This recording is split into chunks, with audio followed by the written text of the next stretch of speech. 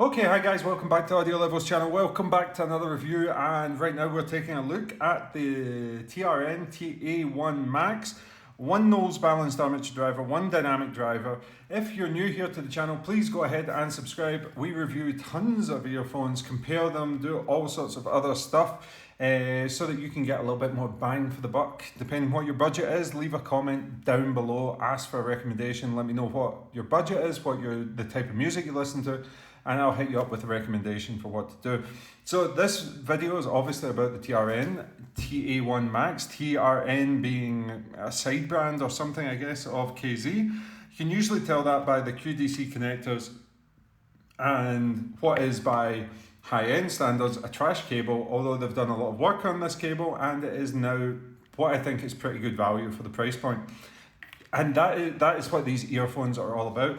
They are a $50 budget set of audiophile earphones, and I say audiophile because they've taken time to adjust the tuning in a way that is going to be way more pleasant than anything you can get from Philips and Sony at this price point.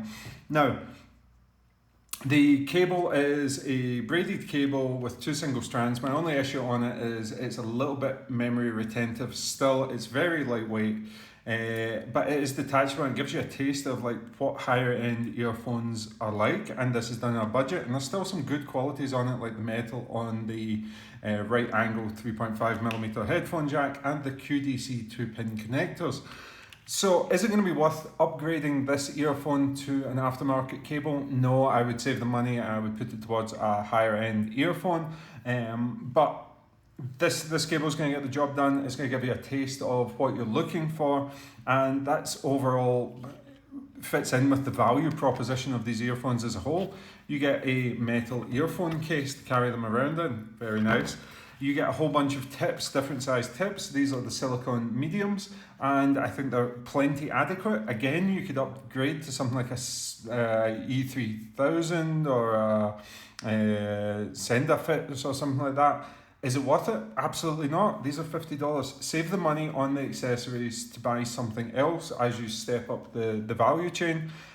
Everything that you get in this package is very good value. It punches above the price points of traditional brands, like I say, Philips, Sennheiser, Sony, that sort of thing, are not going to be able to touch an earphone like this in terms of accessories value.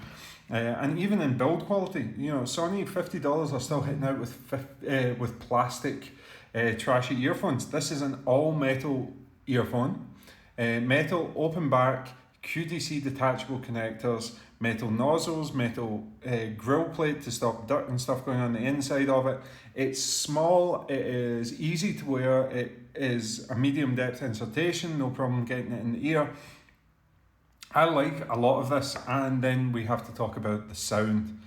Do I sound pessimistic when I say that? Absolutely not. The sound is, I would say it punches maybe a little bit above its weight. It punches in that sort of area where you're getting close to the Aria's price, but the Aria goes well above its price point. There's the Aria that I'm talking about, Mindrop Aria.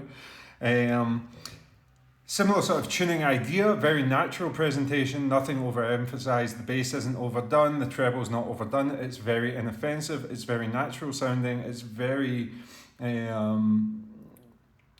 easy to listen to, and it works well with a wide variety of genres. Thankfully, we're getting to the stage where KZ, from myself and many others, took an absolute bashing in terms of criticism, and it was this throw everything against the wall methodology of just throwing a whole bunch of earphones and seeing which ones come up positive, essentially using the audiophile community as beta testers. They were told to get their act together, and essentially they did, and they're now the level of the earphones coming out from TRN, CCA, KZ is generally a step better. They're having more hits because they're listening to what people want. You can either do a bassy earphone, a neutral earphone, or maybe go some outside the box every now and again. They're going less outside the box. They're sticking to that either bassy or middle of the ground presentation. This sounds Bass is punchy, fairly tight for the price point. It's not overly bloated in the sub bass, and it displays decent texture on it. I'm not going to say it's absolutely fantastic or groundbreaking at the $100 price point. As I say, you have earphones like the Untitled S and the Aria, which are a step above it, but also about 30-40% above it in price.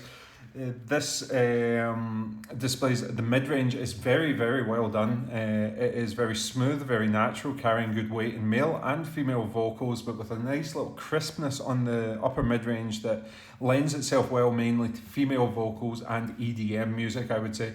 EDM music combination with enough punchiness from the bass. I'm going to say punchy but not bloated and impactful. I would want maybe just a little bit of sub-bass rumble if I was going for EDM as my predominant listening genre.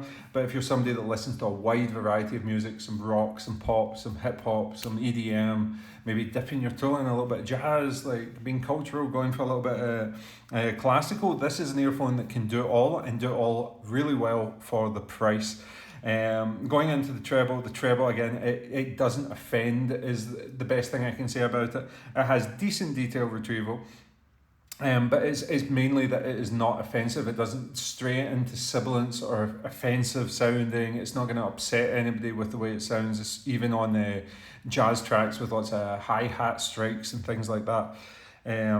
Just a very competent, very well-rounded, very, very stable earphone.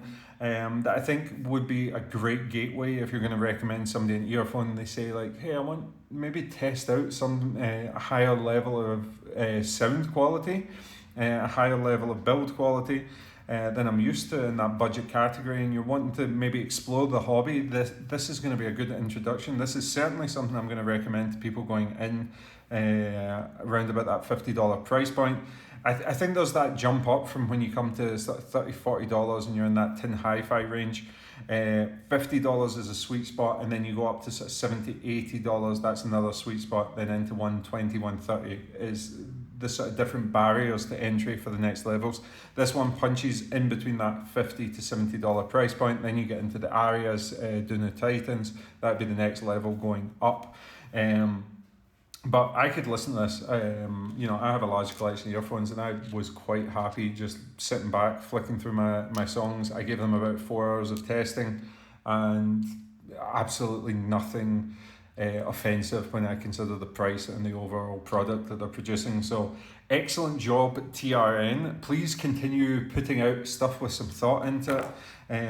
When you and Casey have proven that when you try and when you listen to people and just take the time to produce an earphone with good tuning, people are going to follow you and people are going to like your products. Enough of this nonsense of just throwing out and letting us be beta testers. I like this. I recommend it. Anybody that's going to pick it up, you're not going to be disappointed for the money, I don't think. So that's it for another review, guys. Next video coming up, Harmonic Dyne G200 expensive carbon fiber planar magnetic headphones. Very interesting, especially at the price that they're offering carbon fiber for. That's it for this review, guys. Thank you for watching. Once again, like, subscribe, comment if you want a recommendation, comment what you think of these earphones yourself, and I'll see you on the next video. Thanks for watching.